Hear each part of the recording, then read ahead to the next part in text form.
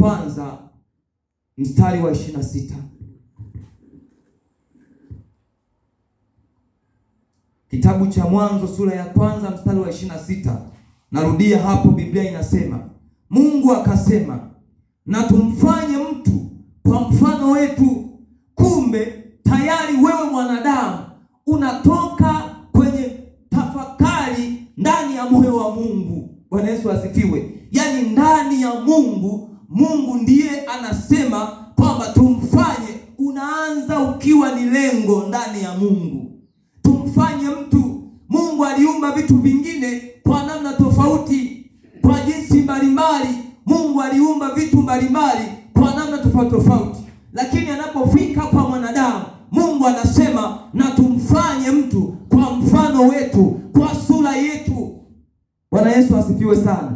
Bwana Yesu asifiwe. Unakuja kuona kwamba kumbe mwanadamu ni kiumbe cha tofauti. Mwanadamu ni wa tofauti na viumbe vingine. Mwanadamu sio sawa na wanyama wa kawaida, hata kama sayansi itamweka mwanadamu katika kundi sawa na wanyama, lakini mwanadamu ni wa tofauti kwa sababu uumbaji wake ni wa kitofauti. Mwanadamu amewekewa kufanana na Mungu, amewekewa kuwa sawa na Mungu, amewekewa kuwa na ufahamu tofauti na wanyama wengine. Ametengenezwa kwa sura ya Mungu. Haleluya, haleluya. Anasema kwa sura yetu wakatawale samaki wa baharini.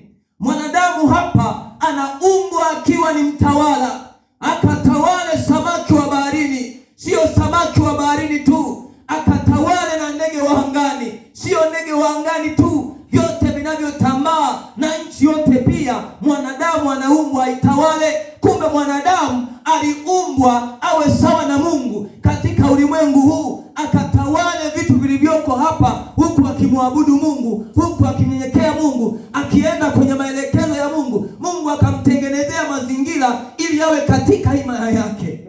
Bwana Yesu asifiwe sana. Yes. Hapo Mungu ukisoma hadi mstari wa 28 anasema Mungu akawabarikia, akawaambia, zaeni mkaongezeke, mkaijaze nchi na kuitiisha, mkatawale samaki wa baharini na ndege wa angani na kila kiumbe chenye uhai kiendacho juu ya nchi. Mungu akasema, tazama, nimewapa kila mche utoao mbegu ulio juu ya uso wa nchi yote, pia na kila mti ambao matunda yake yana mbegu, vitakuwa ndivyo vyakula vyenu. Na chakula cha kila mnyama wa nchi na cha kila ndege wa angani na cha kila kitu kitambaacho juu ya nchi chenye uhai, majani yote ya miche, ndicho chakula chenu. Ikawa hivyo. Mungu akaona kila alichokifanya, na tazama, ni chema sana. Ikawa jioni, ikawa asubuhi, siku ya 6. Naomba unisikilize katika huu mstari. Baada ya Mungu kuangalia,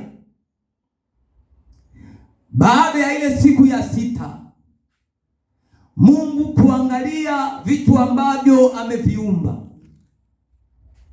baada ya kuangalia vitu ambavyo ameviumba. Bwana Yesu atusaidie sana. Amen. Sijui kama mambo yako sawa, yako vizuri. Amen. Biblia inasema Mungu akaona kila alichokifanya, na tazama, ni chema sana. Naomba tusikilizane hapa vijana, na watu wengine pia tusikilizane hapa. Baada ya kuwa Mungu ameumba kila kitu, akakiangalia, akaona, na tazama, ni chema sana. Kwa vile vile Mungu alivyokuwa amekiumba, aliona ni chema sana. Hakikuhitaji vitu fulani fulani, labda kiongezewe au kipunguziwe, ila Mungu alikiona ni chema sana. Leo hii kuna wimbi limeingia, linawatesa watu, kama ambavyo jana tumeona Leo hii watu wako bize na mionekano, watu wako bize na mionekano. Achilia mbali mionekano ya kujistiri, lakini wako bize na kujibadilisha miili yao, wako bize na kujibadilisha namna ambavyo Mungu aliwaumba na kuweka utukufu kwenye mkono wa mwanadamu.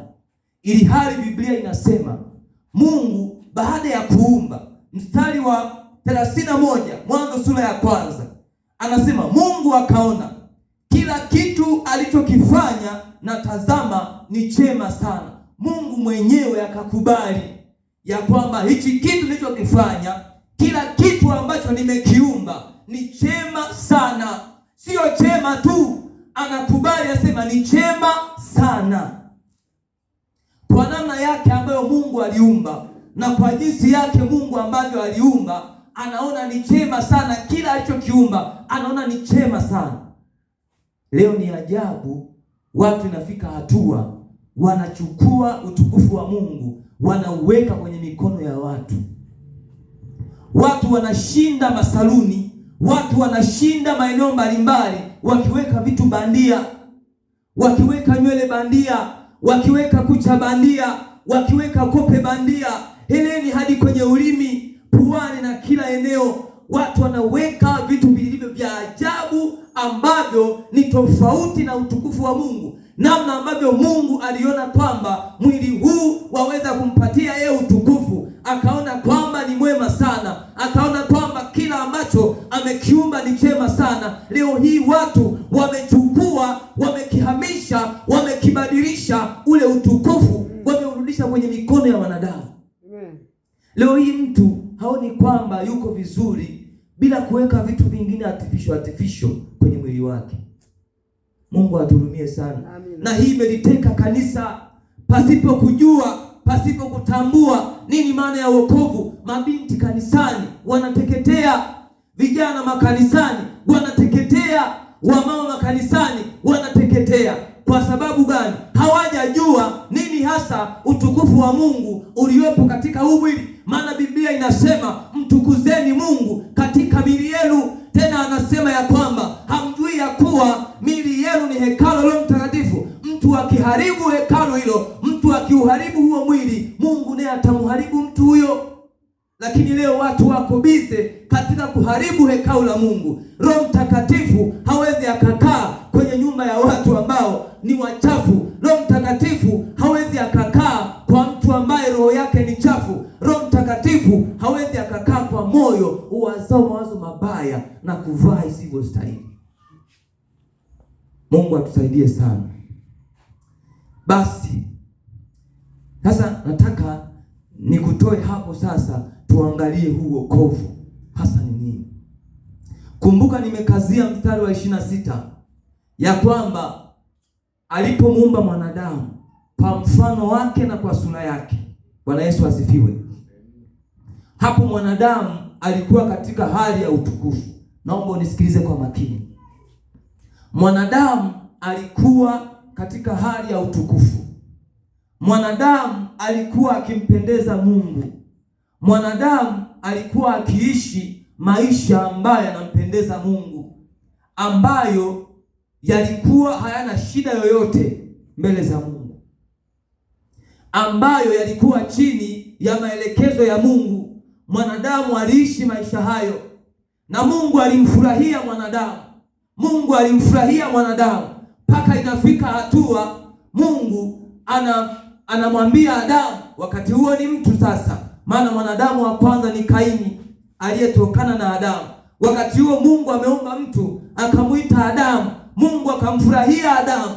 Mungu akamfurahia sana Adamu, akamfurahia Adamu mpaka inafika hatua Mungu anaona kwamba si vyema Adamu awe peke yake. Mungu anamfanyia msaidizi, kwa sababu Adamu alikuwa kwenye moyo wa Mungu, alitengenezwa kwa makusudi ya Mungu, na Mungu akapulizia pumzi ya uhai. Adamu akawa nafsi hai, akaishi akiwa ni mtu hai. Bwana Yesu asifiwe sana. Wakati huo Adamu akaishi akiwa katika hali ya utukufu, ndipo Mungu akamfanyia msaidizi. Huyo msaidizi akamuita Hawa au akamuita Eva. Bwana Yesu asifiwe sana. Mungu akamwita Hawa, huyo msaidizi. Na Adamu wakati anatoa majina kwa wanyama mbalimbali, alipofika kwa huyo Hawa akamwita mwanamke, maana alisema huyu ametoka ni nyama kati ya nyama yangu na mfupa kati ya mfupa wangu. Maana wakati wa utengenezaji wake Biblia inasema Mungu alileta usingizi mzito kwa Adamu, ndipo akachukua ubavu wa kushoto akauwekea nyama, akautengeneza, akamfanya mwanamke, ndipo akamleta kwa Adamu. Alipomleta kwa Adamu anasema hakika huyu ni nyama kati ya nyama yangu na mifupa kati ya mifupa yangu, hivyo ataitwa mwanamke. Bwana Yesu asifiwe. Jina la Bwana libarikiwe. Amen. Mungu akawaweka hao watu katika bustani ya Edeni. Ili waitunze ile bustani, ili wailime, ili waenende sawa na maelekezo Mungu aliyoyafanya. Ndipo Mungu akamtengenezea desturi ya maisha ya mwanadamu. Anamwambia ya kwamba miti yote na matunda yake katika hii bustani waweza kula, lakini mti wa matunda ya ujuzi wa mema na mabaya usiale. Hapa Mungu akaweka maelekezo, akaweka njia ni namna gani mtu anatakiwa afuate. Hapa Mungu akaweka dira, kwa sababu mwanadamu yupo kwenye himaya yake. Mungu akaweka dira, unapokuwa kwenye himaya yoyote ni lazima ufuate maelekezo ya himaya hiyo. Wewe ni raia wa Tanzania, ili uwe na sifa za kuwa raia wa Tanzania, kuna katiba ya nchi, ni lazima ufuate maelekezo ya taifa lako. Piga makofi kwa Yesu. Jina la Bwana libarikiwe. Jina la Bwana libarikiwe. Jina la Bwana libarikiwe. Ndipo Mungu sasa, kwa sababu Adamu yupo kwenye himaya yake, Mungu akatoa maelekezo, Adamu, kwa sababu upo kwenye himaya yangu, hakika tembea hivi, utakula hiki hautakula, utaenda hivi hautaenda. Mungu akatoa maelekezo. Wakati huo ameshawabarikia, maana yake yale maelekezo yangetakiwa transform, yale maelekezo wayaambukize kutoka kwao hadi vizazi vyao. Yale maelekezo wangetakiwa wayaambukize yale maelekezo vizazi na vizazi. Amina. Haleluya. Wakati huu bado wakiwa wapo kwenye himaya ya Mungu, wapo kwenye mikono ya Mungu, wakizifuata kanuni za Mungu, na Mungu amewapa maelekezo, ni lazima wafanye hivi. Lakini Biblia inasema wakati huu walikuwa na miili ya utukufu, walikuwa na miili ya tofauti, walikuwa uchi, lakini hawakuona haya. Ni kwa sababu miili yao ilikuwa ya tofauti na miili tuliyonayo leo. Mungu wangu, Mungu atusaidie. Mungu atuhurumie.